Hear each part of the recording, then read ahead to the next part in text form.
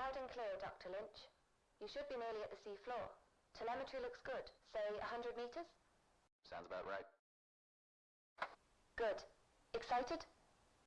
Yeah, I've seen all the footage, but I mean, it's different to be so close to her. Ever done anything like this before?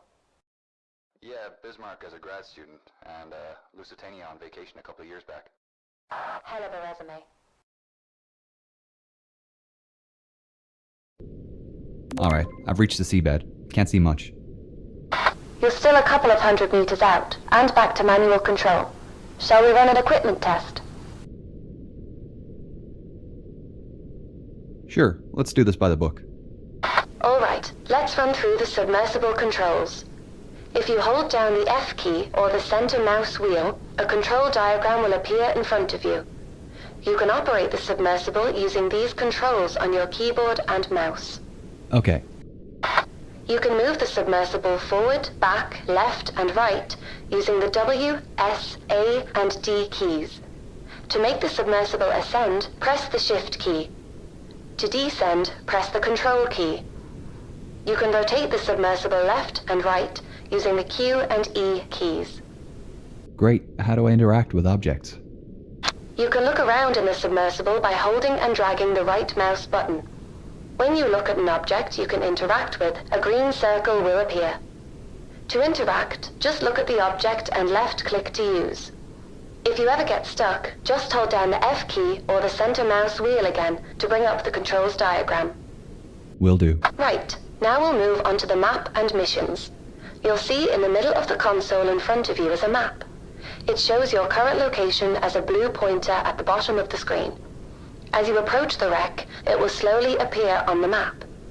The yellow icon is your current goal location, so you know where you should be heading. I'll update the map and your goal locations as we go through contracts. Right. The screen just to the left of the console displays the mission log. It shows your current goal task. So if you aren't sure what you should be doing or looking for, check the mission log and map for more information. Got it. Okay, you'd better place a marker before we head too far. Interact with the button next to the map to place one. Marker's been placed. You can head towards the bow. So, I had a call from our main sponsor. Problem? No, all fine. Just voicing her excitement about us finally diving. Said she's looking forward to seeing what we can do. I've set up a call for 8 p.m. this evening. For $45,000 a day, let's just hope we find something. Never mind the money. My doctorate is riding on this.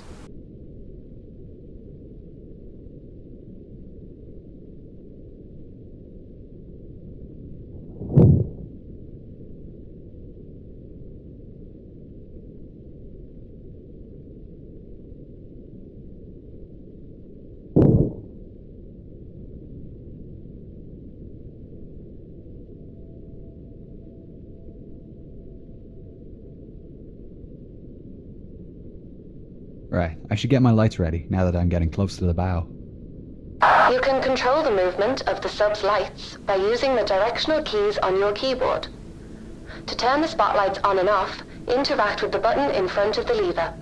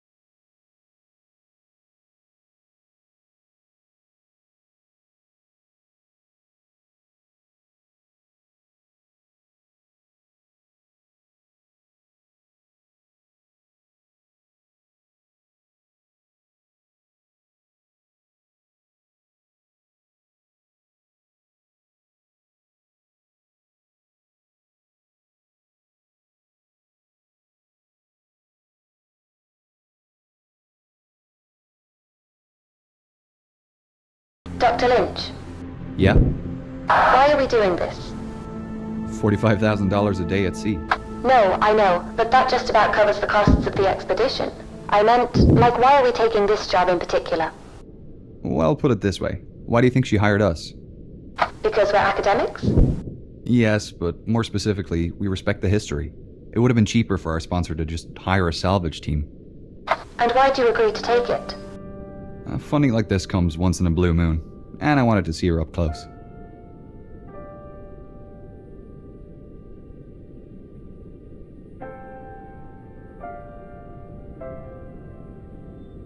This breach is from the impact with the ocean floor. Anything in here is going to be messy. I'll keep my eyes peeled. It's towards the top of the breach. Look for the flashing beacon. I really hope his briefcase is there.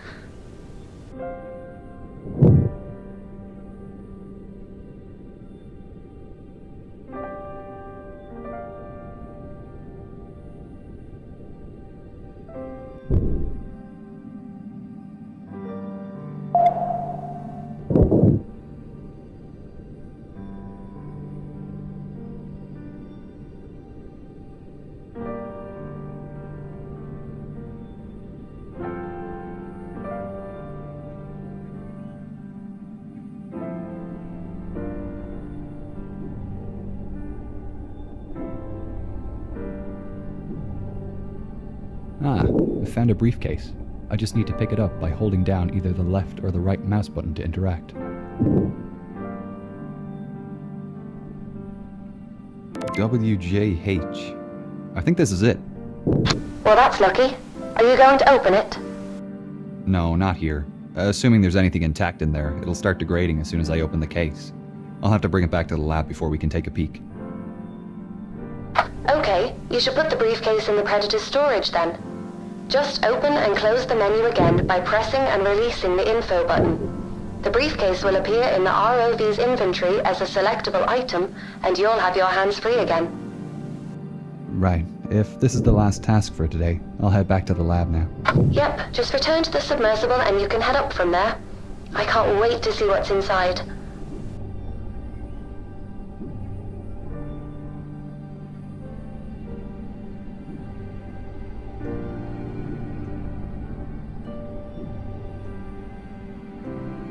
Just remember what I said about these new ROVs. The range is only up to 15 meters. Let's get you to the surface. Activate the autopilot and get comfortable.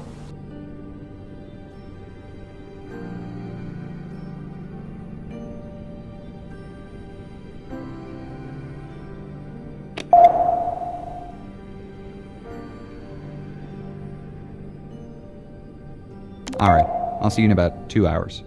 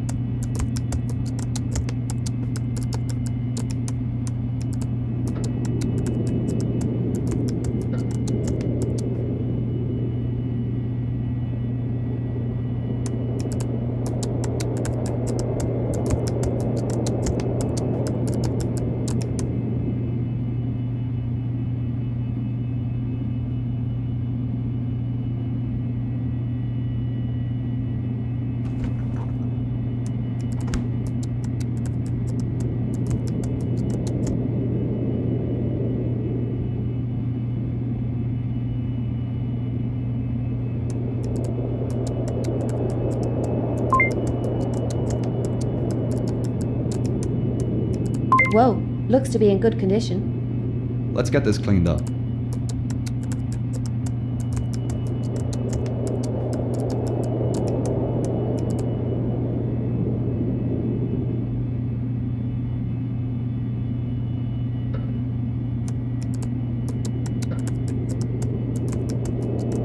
bone hair comb.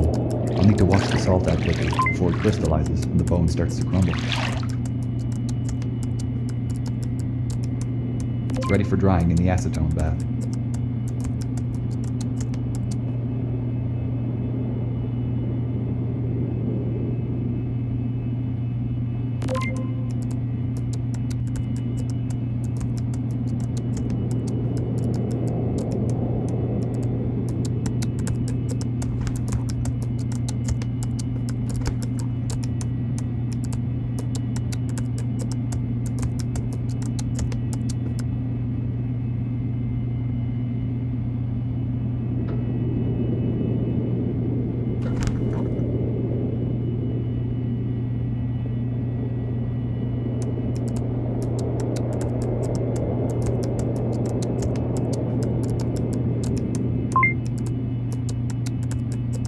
This journal is pretty special. The pages seem to be a fabric-paper blend. I think the desalination bath will leach out the salt. Then it can go into the PEG station before freeze-drying.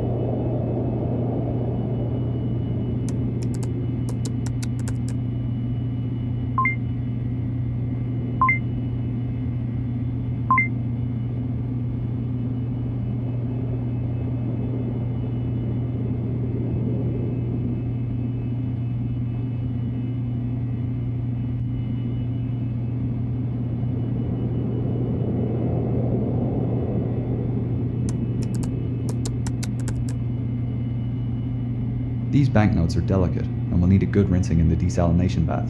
Then we can treat them in the fungicide to keep them clean before freeze drying them.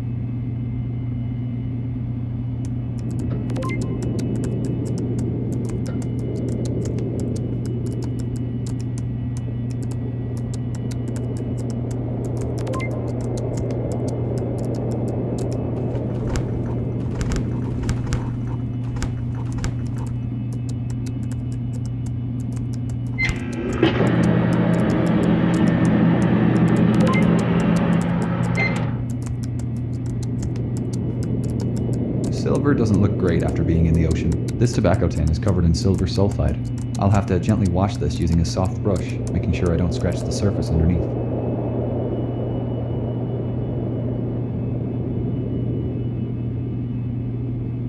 It's come up great.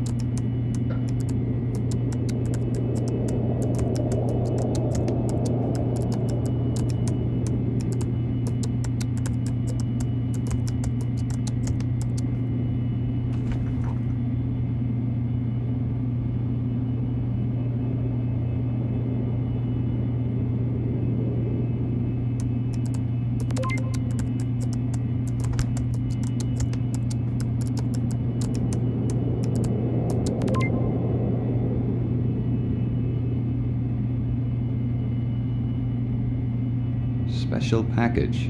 That's interesting.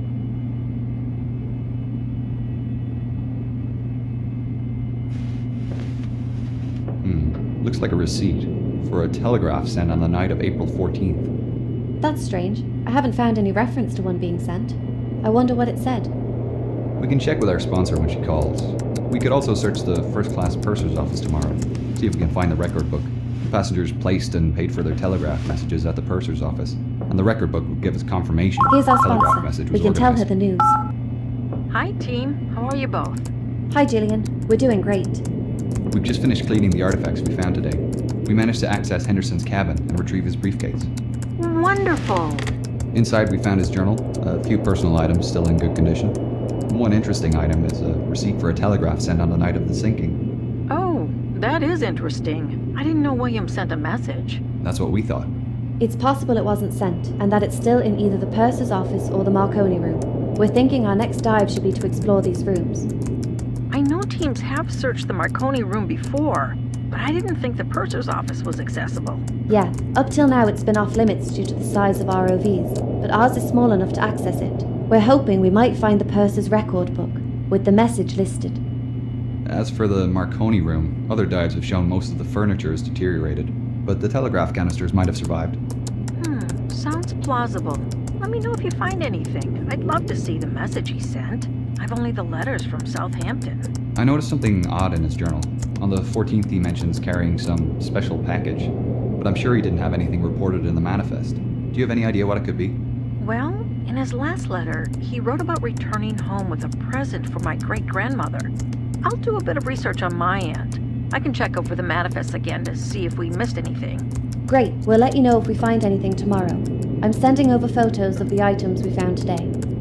Thanks, I really appreciate the regular updates. It's making writing much easier. We'll talk again soon. Well, shall we call it a day? Not quite. Gillian was kind enough to order in a stronger transmitter for our ROV. We'll need to fit it before the dive tomorrow. Otherwise, we won't be able to reach the purser's office. I'll get on it now then. It's waiting for you over there. Thanks.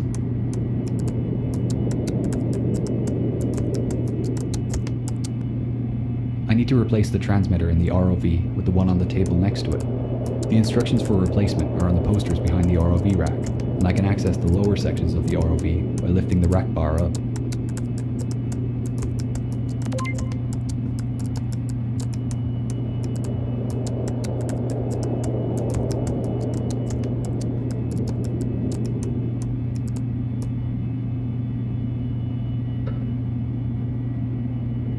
I need to replace the transmitter in the ROV with the one on the table. She's all ready to go for tomorrow. Cool. I'll see you in the morning then.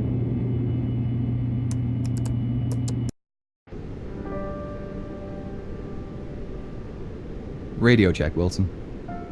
Coming in nice and clear, Dr. Lynch. Great. First up is the purser's office on C deck, correct? Correct. To access it, you'll need to head down through the hole where the forward grand staircase was. I'll mark it on your map. The C deck is pretty compressed from what I've heard. Yeah, the impact with the sea floor bent most of the supporting pillars, so they're struggling with the weight of the floors above.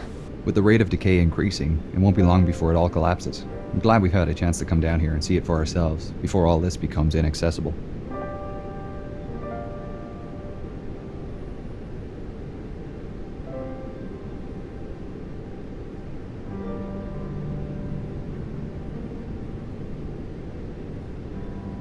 And she was sinking fast then. And all of a sudden she lifted up quickly and you could hear everything crashing through her. Everything that was movable was going through her. And then she went down and seemed to come up again.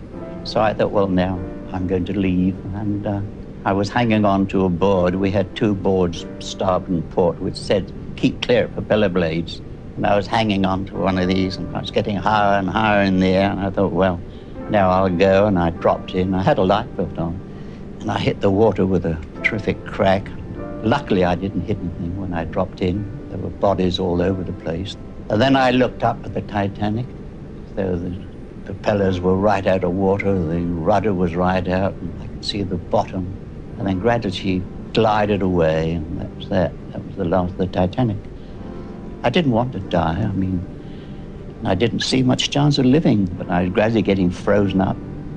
And By the grace of God, I came across a lifeboat and they pulled me in.